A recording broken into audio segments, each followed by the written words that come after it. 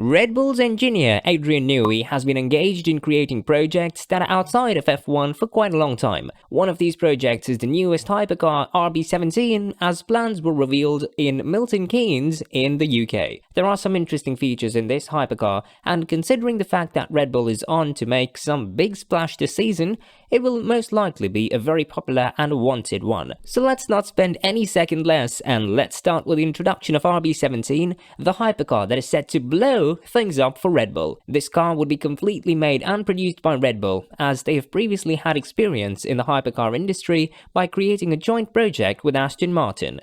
The car's name is Valkyrie, and if we're to judge by the project, Red Bull knows a thing or two about hypercars overall. The main guy in this project will be Adrian Newey, who is also the chief engineer of the Red Bull F1 team, and the company that will be responsible for the development of this car is Red Bull Advanced Technologies. According to Newey, it was only natural for the team to pursue their own hypercar project. If you're going to do a track car, it's like, okay, what do you set as its attributes? And the thing we decided on was Formula 1 levels of performance, but in something that is relatively comfortable, relatively easy to run, and you can drive at whatever speed you see comfortable with, up to its performance limit of Formula 1 levels, Newey added. Newey is really popular with his concept of blank canvas, which is an empty drawing board. He uses it for all of his designs, and it's something that has been greeted by engineers all over the world. However, Newey got a taste of what it's like to design a car without any limitations back in 2010, and he was responsible for the design of the Gran Turismo video game series. The car's name was Red Bull X 2010, as the single-liter had 1400 horsepower, and it was able to beat the F1 track record at Suzuka by 20 seconds during a simulator run. On the other hand, Newey didn't really apply the same principle regarding the RB17 hypercar, as he's faced a more realistic approach here. Of course, it has physics regulations. We need to patch in 2 people, and you've got to assume that at least one of those is quite tall, so you have all these constraints. We really need to use existing tires. So we have a few constraints. You need to make sure that the car is safe, of course, but outside of that, this is effectively a no-rules car with the constraint of carrying 2 people rather than the single person of the 2010 PlayStation car, said Newey. With that being said, it's very easy to get excited about the RB17 hypercar, as we're almost 100% sure that Newey and his team will not disappoint in the design of the car. So let's explain everything that we know so far about this famous and very anticipated project.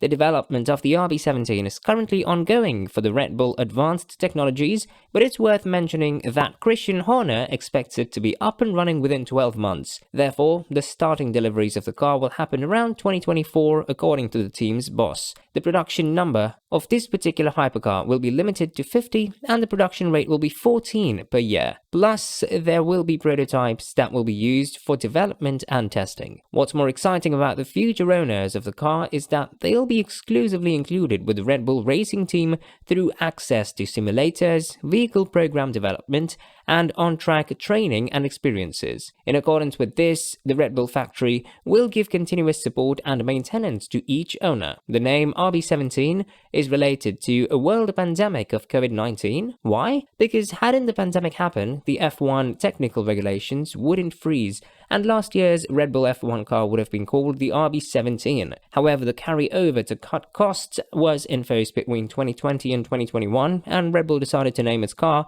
RB16B. So, for the team to keep in line with the names and the years that they are produced, they decided to name the 2022 car the RB18 so that RB17 hasn't seen the light of day. The RB17 will use a twin-turbo V8 engine, as the output target will be around 1100 horsepower. However, the company hasn't still made the decision on who will be producing the powertrain. We're now considering how we do that. As you know, we have our own in-house Red Bull Powertrains, a young company. Equally, we look to other specialists. So we're in that process at the moment, said Newey. When you say hypercar, the first thing that comes to mind is speed. This is why the RB17 will push to be in the same ballpark as an F1. This means that the same methodologies and processes will be involved in the development of the car, as Newey has said out loud and clear that this would be a circuit-specific car.